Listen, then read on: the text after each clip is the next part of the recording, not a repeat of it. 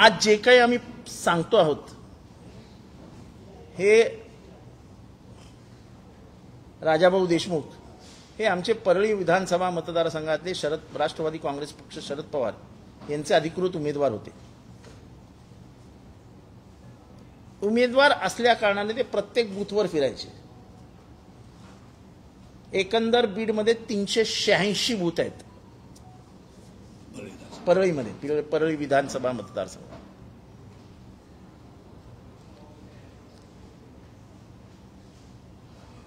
लोकसभेमध्ये झालेल्या धांदलीनंतर हायकोर्टाने त्याच्यातले 122 बूथ हे अति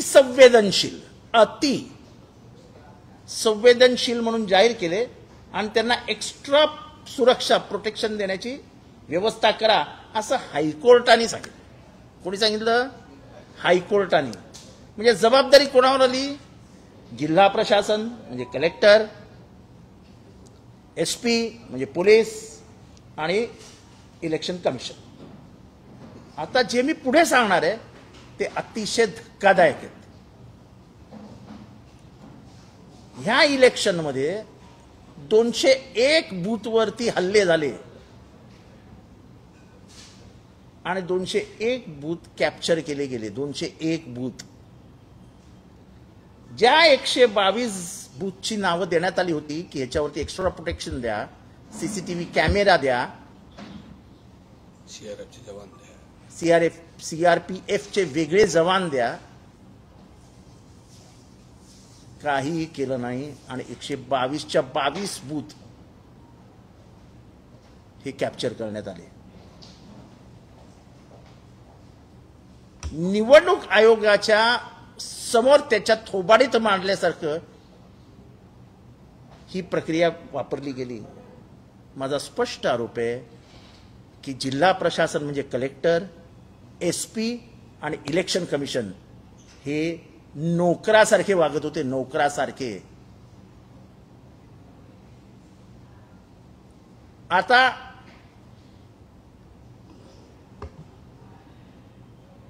ही निवडणूक प्रक्रिया, इलेक्शन बूथ कॅप्चर करणं हे कसं करत होते हे स्वतः उमेदवार आपल्याला सांगते। निवडणूक प्रक्रियेमध्ये बूथमध्ये ज्यावेळेस मतदार येतो त्यावेळेस तो येणार, आधार कार्ड दाखवणार, त्याला लगेच ते अधिकारी त्याला शाई लावणार, तर शाई लावायची आणि त्याने बाहेर जायचं। त्याला मत करण्याचा अधिकार नाही। त्याच्या पाठीमागे सगळे भूमिका ठरलेली नाही। तर मत करा कुणालाही, तुम्ही जर बघितले असतील बरेच व्हिडिओ, तर मग त्याला पुढे सीसीटीव्ही कॅमेऱ्याला कुठं कनेक्शनच नसतंय। सीसीटीव्ही कसं झालंय म्हणजे माणसाला काय झालंय की सगळ्या गोष्टीचे फॉर्म्युले वापरून एकच माणूस मत करतो।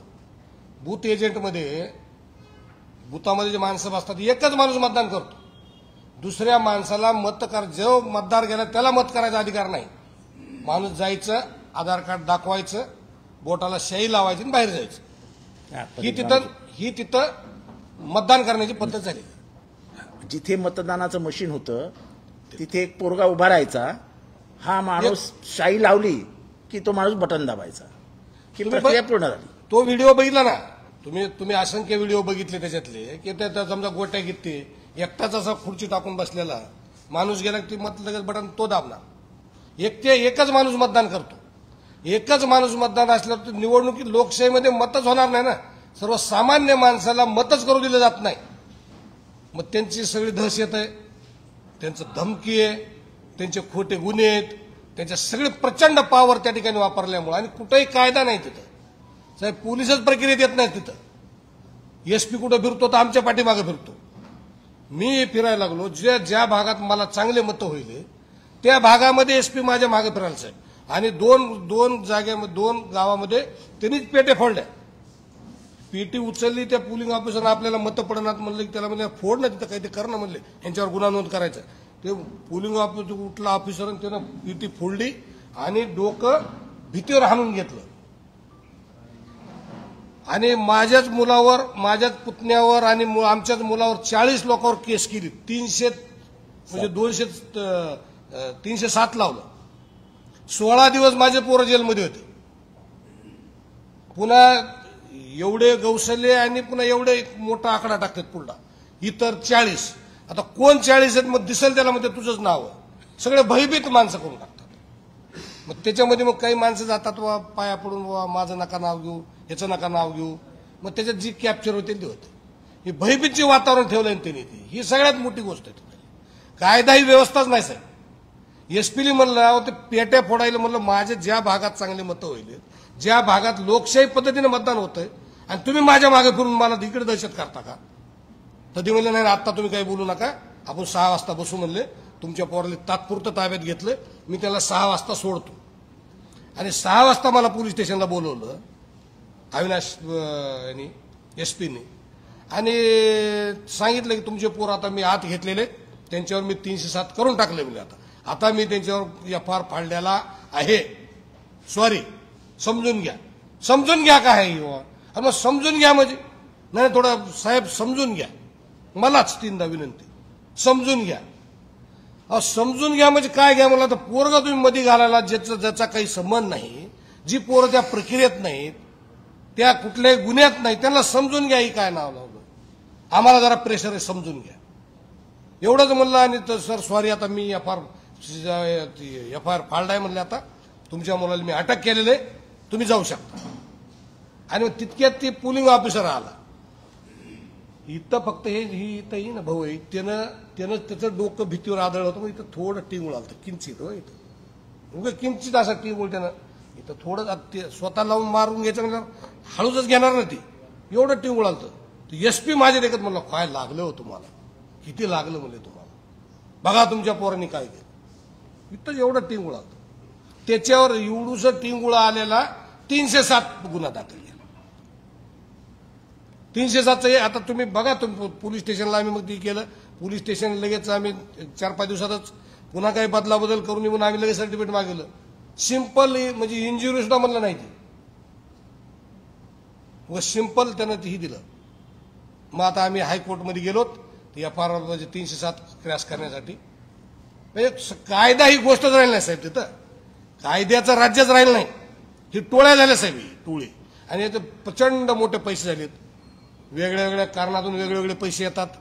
त्याला त्याचे कुणाचं काही तिथं हीच राहिलं नाही. आणि मग ह्याचं स्वरूप कशावर पचवायचं? जातीवर. कोण जातीवाद करतंय? जे माणसं निष्क्रिय असतात ते लोक जातीवाद करतात. सगळ्याच जातीला त्रास आहे ना, असं कोणत्या जातीला त्रास नाही?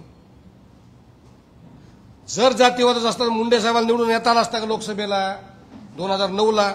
मराठा समाज 35-40% मतं द्यायचं आहे मुंडे साहेबाला. 2014ला आम्ही प्रचार केला मुंडे साहेबाचा, चला एवढा मोठा माणूस जिल्ह्यातला पाडू नये, चांगलं नसतंय, जिल्ह्याची पोझिशन आहे बाबा. आम्ही जातीवादी असतो, आम्ही प्रचार केला असताना 2014ला ही कुठं होते? धनंजय मुंडे, ही सगळी टीम गोपीनाथ मुंडे साहेबांच्या विरोधात होते ना. कुणी मुंडे साहेबाला उद्ध्वस्त करायचा प्रयत्न केला? 2014च्या निवडणुकीमध्ये मुंडे साहेबांच्या विरोधात कुणी आक्रमक प्रचार केला? धनंजय मुंडेंनीच केला ना. मग तवा जातीवाद कुठे गेला? तवा जातीवाद नव्हता का? मग म्हणजे त्या काळात मराठा समाजानं मतदान दिलं ना. जर जिल्हा जातीवादी असता तर गोपीनाथ मुंडे साहेबांचं नेतृत्व वाढलं असतं का? एवढं मतं दिले असते का लोकांनी त्यांना? त्या काळामध्ये अशी अराजकता नव्हती. अराजकता 2019 पासून ज्या दिवसापासून या जिल्ह्यामध्ये 2020ला शेतकऱ्याला 13,500 रुपये हेक्टर प्रमाणे विमा मंजूर झाला आणि तो विमा वाटपच झाला नाही. त्या दिवसापासून ह्यांना शेकडो कोटी रुपयेची माया त्या ठिकाणी ती जमा झाल्या सगळ्या या प्रक्रियेमध्ये. कोण होतं त्यावेळेस पालकमंत्री? कोण होतं मंत्री? कुणी विमा वाटप केला नाही, याचा कोण जिम्मेदार आहे? बीड जिल्ह्यामध्ये बजाज अलायन्स कंपनी कुणी आणली पहिल्यांदा? कुणी आणली? ही सगळे या ठिकाणी हा गुन्हेगारीचा प्रताप तिथं सुरू आहे. गुन्हेगारी कुठले जातीवाद नाही ना, कुठल्या एका जातीची नाही ना, काही नाही. गुन्हेगाराला जात नसते. आणि मग या ठिकाणी समजा आव्हाड साहेब आहेत, आम्ही किती वर्षानं काम करतो एकत्र. केव्हा जात लक्ष इथं किती जण बसलो आपण? केव्हा कुणी जात विचारी का कुणाची? कोण जात विचारतंय? तर ही जातीवाद हा गुन्हेगाराला जात नसते, हे जातीवादाचा प्रकार नाही. हा प्रकार एक वेगळ्या पद्धतीनं कायद्याचं राज्य त्या ठिकाणी प्रस्थापित न होऊ देणं, कायद्याचं राज्य नसल्यामुळं ह्या गोष्टी घडत आहेत. अत्यंत कळकळीने राजाभाऊ देशमुख यांनी परिस्थिती आपल्या नजरेसमोर आणली. आता ह्याच्यातनं प्रश्न काय उभा राहतो, कलेक्टर काय करत होता, आमची तक्रार आहे, आता या कलेक्टरची पहिली चौकशी सुरू करा, या एसपीची पहिली चौकशी सुरू करा, ज्यांनी या बीडचं वाटोळं केलं त्या सगळ्यांची चौकशी. निवडणुकीमध्ये म्हणजे लोकशाहीत जर्मनीमध्ये ईव्हीएम म्हणजे ते मशीनवरती ऑब्जेक्शन घेतलं तेव्हा जर्मनीच्या कोर्टाने सांगितलं काय खरं काय खोटं ह्याच्यात न जाता जर सर्वसामान्य माणसाला मतदान प्रक्रियेवरती संशय आला असेल तर ही प्रक्रिया रद्द करा. त्याचं कारण मतदानावर जर लोकांचा विश्वास नाही याचा अर्थ त्याच्यातनं येणाऱ्या निर्णयावरतीही लोकांचा विश्वास राहणार नाही आणि ह्याच्यात लोकशाही पराभूत होते. लोकशाहीमध्ये लोकांचा विश्वास बसला पाहिजे. इथे 100% बूथ लुटले जातात म्हणजे हे तर बिहारमध्ये पण होत नसेल. आणि हे बरोबर बोलले की 2014च्या आधी इतका माजोरडेपणा बीडमध्ये नव्हता. एका मोठ्या उंचीचा लोकनेता गोपीनाथरावजी मुंडे हे त्या जिल्ह्याचं नेतृत्व करत होते. मला आठवतं 1996-97ला त्यांच्या विरुद्ध आम्ही सगळ्यांनी, हा माझा जुना काय म्हणजे आम्ही दोघे एकत्र फील्डमध्ये असलेली माणसं आहोत, हा काय आजचा मग आमचा हे नाही आहे. 1996-97ला गोपीनाथ मुंडेंविरुद्ध बीडमध्ये मोर्चा काढलेली आम्ही सगळे तरुण आहोत. पण गोपीनाथ मुंडेंनी कधी जातीवाद, ते वंजारी मी वंजारी, पण कधी मनामध्ये जितेंद्र माझ्या विरुद्ध मोर्चा काढलास असं कधी नाही. जेव्हा मला मदत लागली, आज मी उभ्या महाराष्ट्राला सांगतो की पहिला माणूस पुढे आला आणि ज्याने मला मदत केली त्याचं नाव गोपीनाथ मुंडे. कसला जातीवाद घेऊन चाललात तुम्ही, कोणाला येडे बनवतात. जे मारले खून पडले कोण आहेत जातीने तपासा, लाईनीत तपासा. मारणारे कोण आहेत तपासा, लाईनीत तपासा. आणि एवढा तुम्ही बक्कळ पैसा कमवलाय 2-3 हजार कोटी रुपये, त्याच्यातला 1 रुपया तरी देणारच का वंजाऱ्यांना. ही सगळी वाल्मिक कराडच्या गँगनी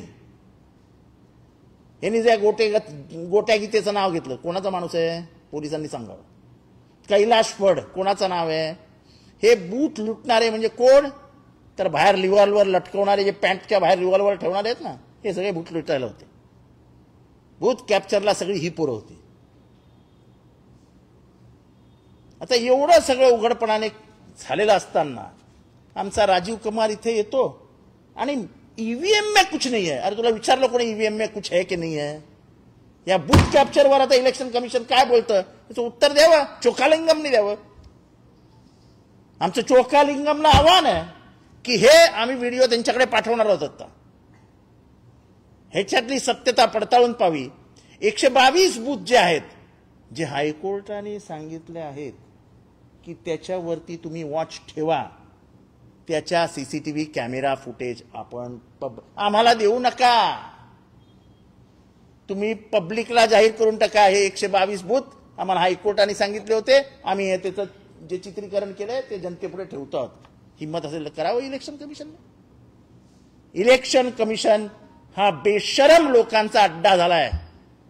डॉक्टर बाबासाहेब आंबेडकरांच्या विचारांचा सर्वात मोठा पराभव कुठे होतोय, तो इलेक्शन कमिशनमध्ये होतोय. त्याचं स्वतंत्र अस्तित्व हे देशासाठी खूप महत्वाचं आहे असं डॉक्टर बाबासाहेब आंबेडकर म्हणाले होते. 3-4 संस्था त्याचं स्वतंत्र अस्तित्व असलंच पाहिजे आणि त्याच्यात राजकीय हस्तक्षेप होता कामा नाही असं कोण म्हणालं होतं, बाबासाहेब आंबेडकर. त्याच्यातली एक संस्था election commission. Election commission has become a political tool to finish democracy. याद्यांमध्ये घोटाळे, याद्यांमध्ये खोटी नावं कोण करतंय सगळं.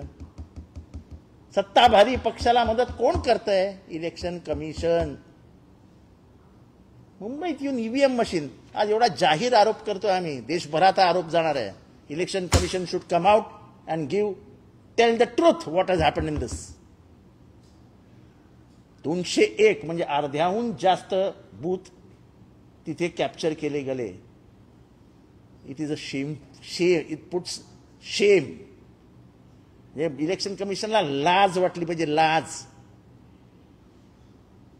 201 नाही, 1 जरी बूथ लिफ्ट लागेला असेल तरी लाज वाटली पाहिजे. 201 चला बाजूला काढ ती फिगर. आमच्याकडे तर 4 बूथ कॅप्चरिंगचे व्हिडिओज आहेत, व्हिडिओज. तो मी आत्ता ट्विटरवर टाकलेला गोट्या गीतेचा व्हिडिओ. गोट्या गीतेला घेणार आहेत का ताब्यात आत्ता बूथ कॅप्चरिंगच्या बिचाकडे? त्याचा बटन दाबतानाचा फोटो दिलेला आहे आम्ही. सगळं वोटिंग प्रक्रिया जी त्यांनी केली ती त्यांनी कॅप्चर केली ते दिलंय. टिंगल टवळ येऊ आपल्या इलेक्शनची. आणि म्हणून आम्ही आज मागणी करतो आहोत, इलेक्शन कमिशनने याची गांभीर्याने नोंद घ्यावी. संबंधित SP, संबंधित कलेक्टर आणि संबंधित इलेक्शनचा ऑब्झर्व्हर यांच्याकडनं लेखी नोंदवून घ्यावा त्यांचा जे काय त्यांचं म्हणणं आहे आणि ते जनतेत जाहीर करावं. Let us go in the public field. Open मैदानात जाऊया आता पब्लिकच्या. आम्हाला नका सांगू, आम्हाला नाही ऐकायचं, जनतेला सांगा. जर लोकशाहीमध्ये जिवंत ठेवण्यासाठी सर्वात मोठी प्रक्रिया मतदान असेल आणि त्या मतदानाचीच तुम्ही हत्या करणार असाल तर ही लोकशाही जिवंत राहू शकत नाही.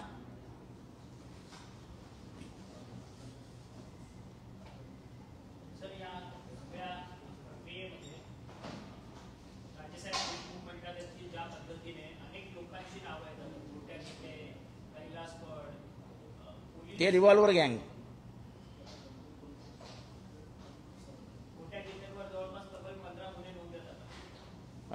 वाल्मिक कराडावर 22 गुन्हे नोंद आहेत. त्याच्यात काय बीडमध्ये तो हे आहे ना 19.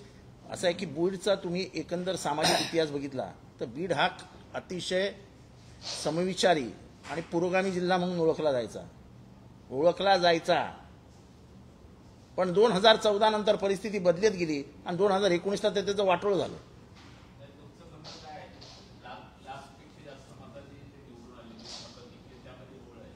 आता ते आम्ही पैकीच्या पैकी मताने येऊ शकतात ना साहेब.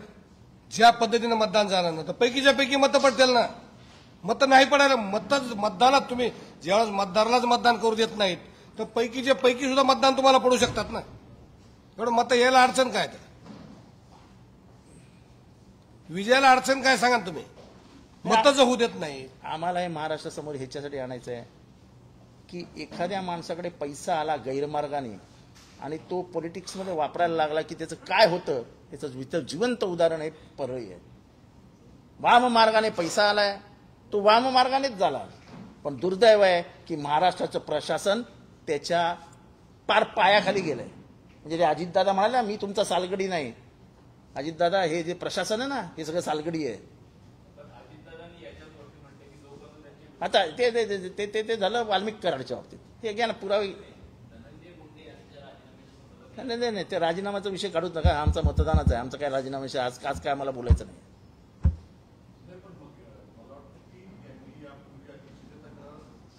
सगळीकडे तक्रार देऊन झालेली आहे. आमचा प्रश्न साधा आणि सरळ आहे. मेलेल्या माणसाचे 1000 ते 1400 मतं बोगस झाले. आता मी निवडणूक आयोगाला ज्या दिवशी मतदान झालं त्या दिवशी संध्याकाळी एक पांगरीची 64 लोकांची यादी फॅक्स केली. या मयत लोकांचे मतदान झाले आहेत. मग माणसं वरी गेलेले म्हणजे मयत झालं वरी गेलेला माणूस तो खाली यायला आरामात दुपारी मतदान करायला पुन्हा वरी चालला. किती सुंदर प्रक्रिया. मतं पडतेल होईल काय? ती वरी गेलेले माणसं ह्याच्या मतासाठी खाली यायले. छानपैकी मतदान टाकून दिलं होतं. धनंजय मुंडे आलेच पाहिजे बटन दाबा आणि पुन्हा वरी चाललेत आरामात. असे 64 लोकांची यादी दिली आम्ही साहेब निवडणूक आयोगाला. त्या दिवशी फॅक्स केली. रितसर वकील लावून ऍडव्होकेट किर्दंत वकील लावून यादी पाठविली. काही त्याचं उत्तर नाही, त्याची नोटीस नाही ना, त्याचा काही बारका कागद सुद्धा आला नाही साहेब. काही थोडंफार प्रेमपत्र येईल आम्हाला वाटलं, काही भावना कळवितेल वाही.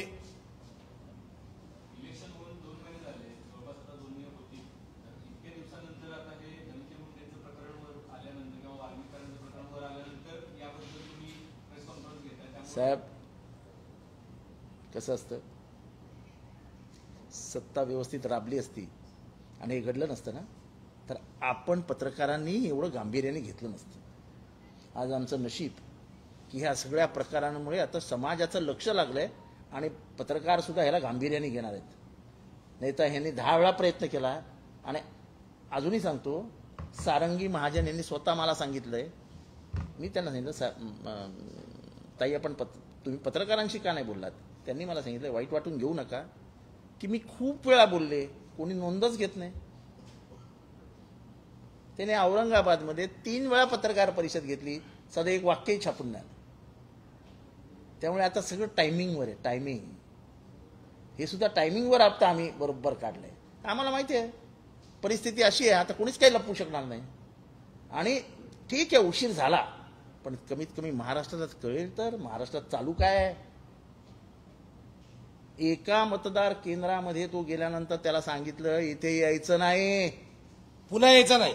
हे आमचं स्वतंत्र राज्य आहे, आमचा इथं आमचा स्वतंत्र कायदा कायदा आहे आणि हे कायदाच आम्ही राबवणार. इथे महाराष्ट्र बिराष्ट्र काय नाही, चला इथनं. अरे वा. आणि पोलीस बघतायत, पोलीस येतच नाही. ह्याच्या पोलीस अंगावर येत- हात सोडला, ह्याच्या अंगावर धावून गेले, पोलीस बघतायत. मग ते एसपीचं काय करायचं. ह्याच्यात नाराजक येते. उद्या जर मी भाषा वापरली की तो एसपी असेल तिथे त्याच्या तोंडाला काळं फासलं पाहिजे, लगेच म्हणतील बघा कायदा हातात घ्यायला निघाले. लोकशाहीमध्ये तुम्ही लोकशाहीचा हत्या होत असताना उघड्या डोळ्यांनी बघत असाल तर कायदे हातात घेणं परवडेल. पण तुम्ही तुमचं जोपर्यंत चारित्र्य आणि चरित्र उघडं होत नाही तोपर्यंत काहीच फायदा नाही. कोण आहे तो कलेक्टर, कळू द्या ना महाराष्ट्राला. कोण आहे एसपी, कळू द्या महाराष्ट्राला. कोण आहे तो निवडणूक अधिकारी, कळू द्या महाराष्ट्राला. इतक्या उघडपणाने बूथ कॅप्चरिंग होतं आणि त्याचं हायकोर्टाने सांगून जर तुम्ही करणार नसेल तर कोणाचं ऐकणार आहात तुम्ही.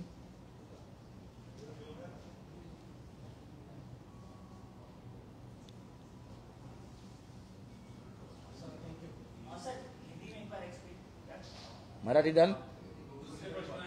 नाही नाही नाही आज ह्याच्याशिवाय काय नाही. नाही नाही नाही नाही नो, ह्याच्याशिवाय काय कशावर बोलणारच नाही. नाही नाही नाही नाही नाही ह्याच्याशिवाय मला काहीच विचार नाही. काय काय काय कोर्टले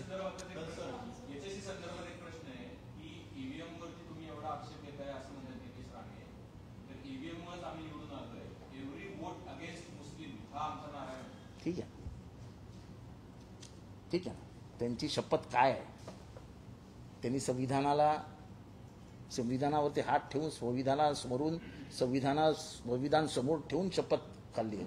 संविधानात हे बसतं की नाही हे ते त्यांच्या मंत्रिमंडळ आहेत, त्यांनी आम्हाला सांगावं. आम्हाला बाकी काही विचारायचं नाही. हे ते करणार आहेत. हिंदू मुसलमान मराठा वंजारी हेच काम आहे, दुसरं काम काय आहे. एक संपू द्या ना तुम्ही, दुसरं काम काय आहे. काही जणांना खास जबाबदारी दिली आहे.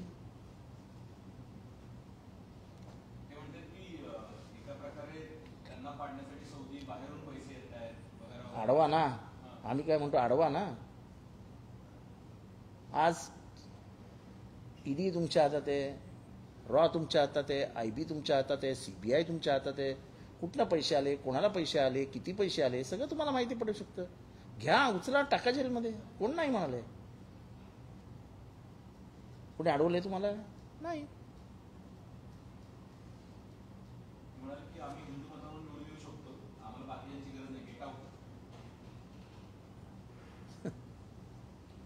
चांगले काय वाईट नाही. मला एवढ्या त्या कट्टर हिंदुत्ववादी आहेत हे ऐकायला जरा बरं वाटतं. चांगलं त्यांनी त्याचं कट्टर हिंदुत्ववाद असा जिवंत ठेवावा. ते विचारलं त्यांनी. हे सोडून मी कुठल्याही प्रश्नाला उत्तर देणार नाही.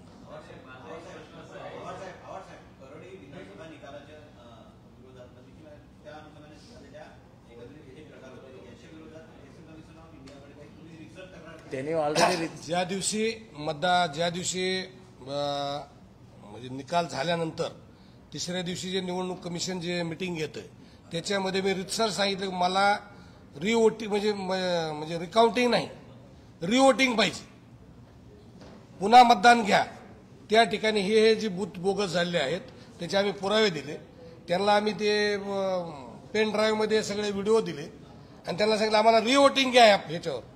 ही आम्ही मागणी रितसर तिसऱ्या दिवशी जे पोलिंग ऑफिस म्हणजे ऑफिसर बरोबरच ही मागणी केली आहे. आम्ही रीतसर इलेक्शन कमिशनला तक्रार केलेली आहे आणि परत 2 दिवसामध्ये पूर्ण ड्राफ्ट करून आम्ही इलेक्शन कमिशनला तक्रार करणार आहोत. वेळ आली तर पक्षातर्फे 4 जण दिल्लीला जाऊन राजासाहेब देशमुख यांना घेऊन राजीव जे त्यांचे आत्ताचे अध्यक्ष आहेत इलेक्शन कमिशनचे त्यांना भेटून त्यांना रीतसर त्यांच्या हातात तक्रार देणार आहोत आणि त्यांना सांगणार आहोत की देशातली लोकशाही जिवंत ठेवायची असेल ते बंद करा. हे तुमच्या आशीर्वादाने चालू आहे. हे इलेक्शन कमिशनच्या आशीर्वादाशिवाय चालूच शकत नाही.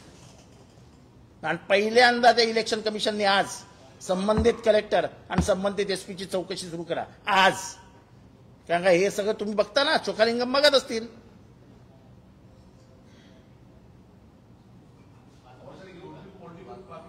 पहिले सगळे प्रश्न संपू द्या, नंतर तुम्ही विचारा. हिंदीत विचारा कोणाला काय विचार.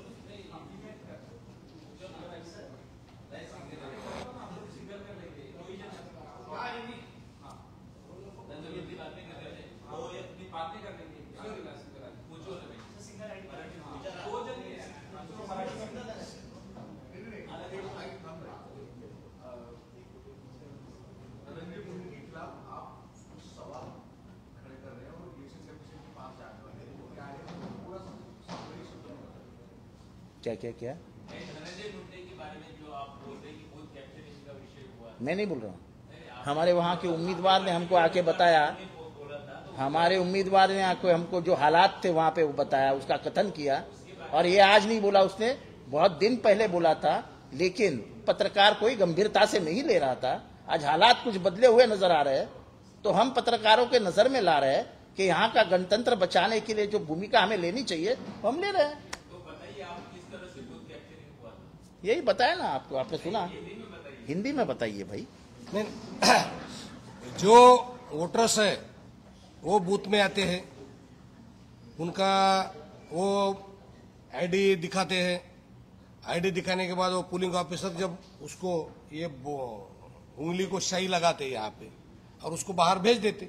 एक ही आदमी वहां पे वोट करता है, एक ही आदमी बटन दबाता वहां पे. देखो इसकी बात सीधी है. वोटर जाता है, उसका नाम पुकारा जाता है, वो अंदर जाता है, शाई लगाने तक की प्रक्रिया पूरी की जाती है, वो बाहर आता है. वोटिंग मशीन के पास एक आदमी बैठा हुआ नजर आता है पूरे दिन. वो पूरे दिन एक ही आदमी बटन दबाते रहता है. 100 बटन के बाद एक बटन दूसरा दबा देता है तो ताकि उसको लगता है शक नहीं आएगा. और सही में शक नहीं आया था. अगर ये हालात नहीं होते महाराष्ट्र में बदले हुए तो शायद ये प्रेस कॉन्फ्रेंस को कोई आता भी नहीं. बदले हुए हालात में अब सच्चाई सामने आएगी, ऐसा हमें लग रहा है. उम्मीद पे दुनिया कायम है. हमारी लड़ाई तो संविधान और इस गणतंत्र को जिंदा रखने के लिए है. अगर ऐसा रहा ना संविधान बचेगा ना गणतंत्र. क्योंकि मैं चाहूं उसको वोट गिरवा दूंगा. और हमारे आका बैठे हैं वाल्मीकि कराड़ की गैंग, रिवॉल्वर गैंग, उसको सिर्फ आदेश दिया जाएगा भाई ये बुट्टू ये बुट्टू ये बुट्टू ये बुट्टू. वैसा ही हुआ. वैसा ही हुआ, वैसा ही है. हे महाराष्ट्राच्या दृष्टीने भयानक परिस्थिती आहे. आणि अशी परिस्थिती जर निर्माण होत गेली तर लोकशाहीला काय अर्थ आहे.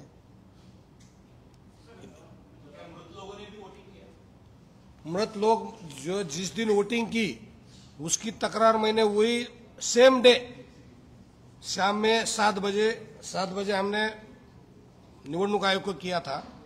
64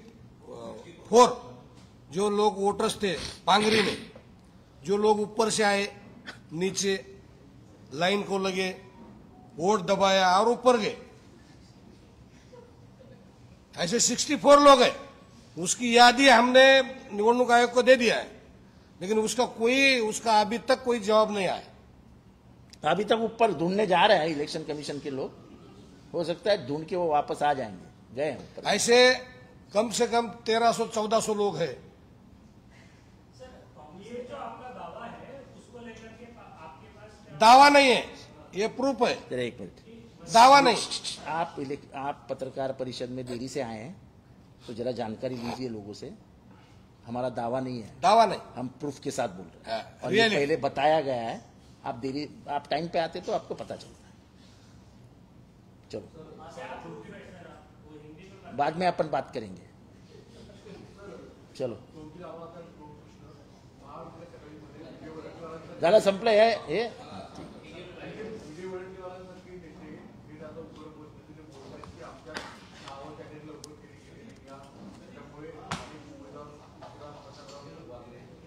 मला विजय वड्डेट्टीवार काय म्हणाले, कोण काय म्हणालं याच्यासाठी मी जबाबदार नाही। त्यांचे प्रश्न, त्यांची उत्तरं आणि त्यांच्याकडनंच प्रतिप्रश्न विचारा। मी कोणाच्याही उत्तरावरती उत्तर देणार नाही।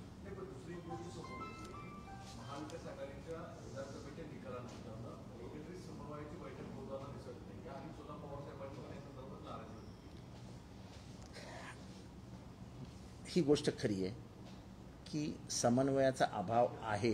काही गोष्ट सत्य आहे तर मान्य करायला पाहिजे, पण त्याची जाहीर वाच्यता करण्यापेक्षा आधी जर सिनियर लीडर्स बसले, विजय वडेट्टीवार हे सिनियर लीडर आहेत, माझ्या अंदाने त्यांचा अजूनही बंगला त्यांच्या ताब्यात आहे का?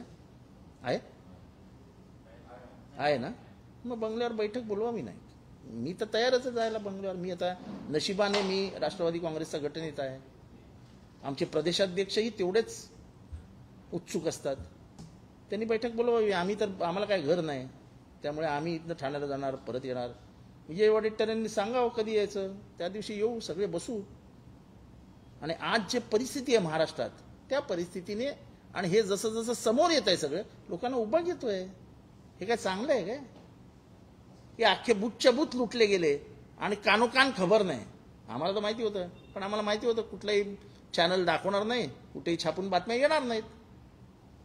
एकदा त्यांनी प्रयत्न केला, त्यांनीच मला जसं मी बोललो, पण कोण छापत नाही, येतही नाही चॅनलवर, म्हणून मी त्याला सांगितलं थांब, वेळ येईल तेव्हा आपण बोलू। कालच्या बैठकीत त्याला बोलवलं साहेबांनी आज सकाळी त्याला बोलवून घेतलं, साहेबांनी सगळं ऐकलं आणि साहेबांनी धक्का व्यक्त केला, हे असंही होतं।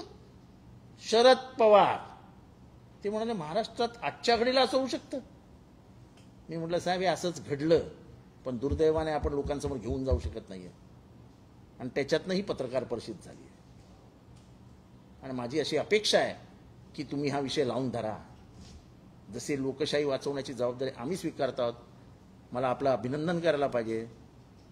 वाल्मिक कराड आणि सोमनाथ सूर्यवंशी यांना न्याय देण्यासाठी पत्रकारांनी जो प्रयत्न केलाय,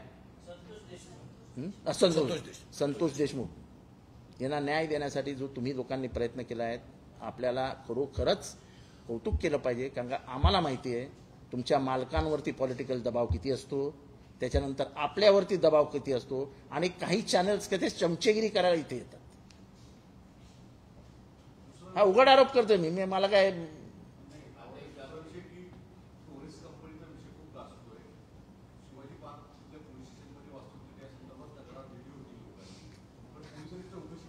मी तुम्हाला सांगतो साहेब, कायदा आहे रिझर्व्ह बँकचा, ह्याच्यावरती माझे 10 कंप्लेंट झालेत। कुठलीही कंपनी, हा कायदा आहे, मी अजिबात इथे तिथे बोलत नाहीये, कुठलीही कंपनी रिझर्व्ह बँकच्या ठरलेल्या व्याजापेक्षा जास्त व्याज देत असेल तर तो कायद्यानेच गुन्हा आहे। मग पोलीस झोपलेले असतात काय? झोपतात? कारण का ह्या ज्या व्याजाने देणारे असतात ना, त्यांची पहिली सेटिंग पोलीस स्टेशनला असते। मी आता 6 महिन्यापूर्वी मुंब्र्यामध्ये एक केस उघड केली। हे टोरेस सारखंच प्रकरण होतं। हे टोरेसवाले सगळे एकत्र येऊन माझ्याकडे आले होते, पण मी ह्या गोंधळात बिझी झाल्यामुळे मी त्याच्यात गेलो नाही। आणि असं महाराष्ट्रात आतापर्यंत 100 जणांनी लुटलंय। कारण का याचं गांभीर्य कधीच पोलिसांना समजलं नाही। कारण का याच्यात मरतो तो सर्वसामान्य माणूस, पैशाच्या नाही। मला 1 लाखावरती 40,000 जातात लोक, आमिषाला बळी पडतात। घरदार लुटलं जातं, त्यांना एजंट बनवलं जातं की तुम्ही पैसे घेऊन या, तुम्हाला एवढे मिळतील, तुम्ही वाटा पुढे। अत्यंत गरीब घरातल्या बायका वणवण फिरून लोकांना पटवून हे करून ते करून पैसे घेऊन येतात। डुबली की लोक त्या गरीब माणसाच्या घरी लाईन लावतात की तुम्ही पैसे द्या आमचे। तो कुठनं पैसे देऊ शकत नाही, त्याच्यातनं किती आत्महत्या झाल्या आहेत याची चौकशी करा. मी हे सगळं उघड्या डोळ्यांनी बघतोय. पोलीस गांभीर्याने घेतच नाही कधी. जर रिझर्व्ह बँकेने हा कायदा केलेला आहे तर हा पोलिसांना माहीत नाही? पोलिसांच्या समोर कंपन्या असतात, पोलिसांची गुप्तचर यंत्रणा असते. एक प्रत्येक पोलीस स्टेशनला एक नेटवर्क असतं ना, त्याला काय DB काहीतरी म्हणतात, डिटेक्शन पिटेक्शन काहीतरी. त्यांना सगळ्या खबरी येत असतात ना, इथे हे चालू आहे तिथे येत नाहीत खबरी. येत नसेल तर पोलिसांचं फेलियर आहे. असेच लुटले जातील लोक. तो तर म्हणे युक्रेनला पळून गेला त्याचा मारक. हे काय सेटिंग आहे बघा, युक्रेन.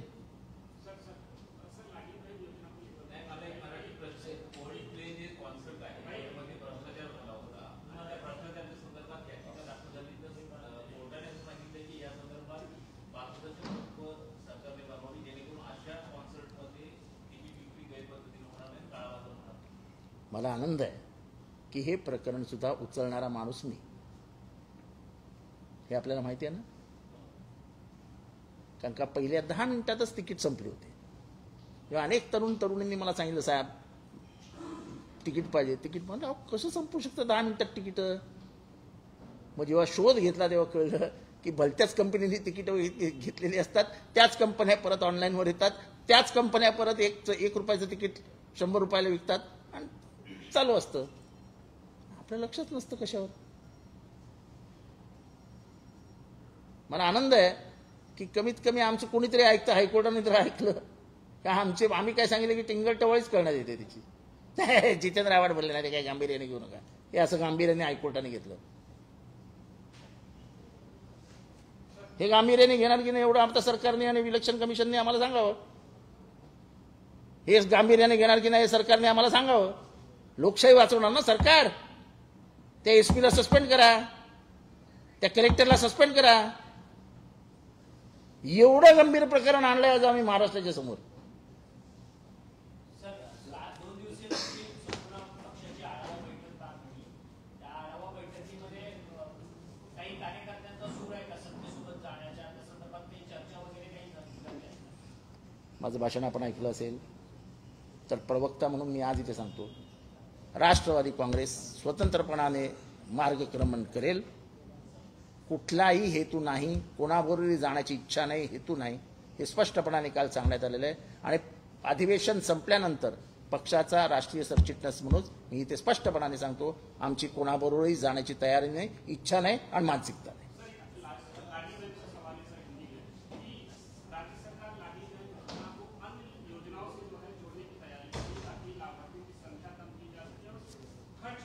ऐसा है, चुनाव जीते हैं, अब 240 आमदार बैठ गए हैं. अब जो जवाब देना है 5 साल के बाद देना है. तो अब लाडली बंद कर दी भी गई, कौन पूछने वाला है?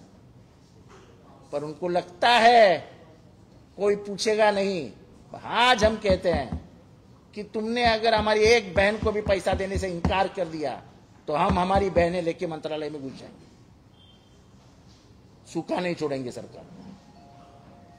सिर्फ तुमको सत्ता में बिठाने के लिए तुमने अगर पैसे बांटे होंगे तो तुम्हारी जो मानसिकता है हमारी महिलाओं को, हमारी बहनों को खरीदने की, वो हम दुनिया के सामने लाएंगे.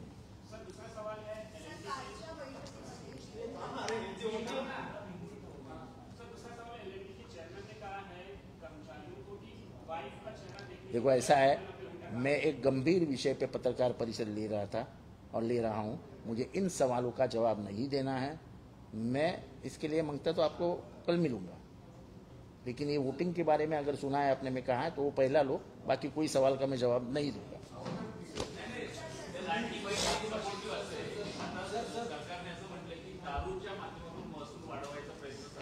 हाँ, आपले अजितदादा आहेत ना एक्साइज मिनिस्टर, त्यांच्याशी चर्चा करून घ्या.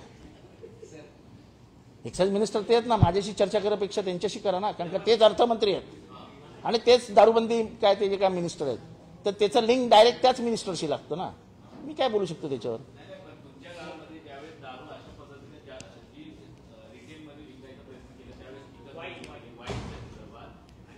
ऐसा है कि हम करे तो रासलीला और तुम करे तो बलात्कार. हम करे तो बलात्कार, तुम करे तो रासलीला. असा आहे आदेश. तुम आप पूछ रहे हैं, पूछिए रिपब्लिक। यही बोल रहा हूं कि आप देरी से आते हो और आपको पत्रकार परिषद का सूर समझ में नहीं आता है, टाइम पे आए। चलो।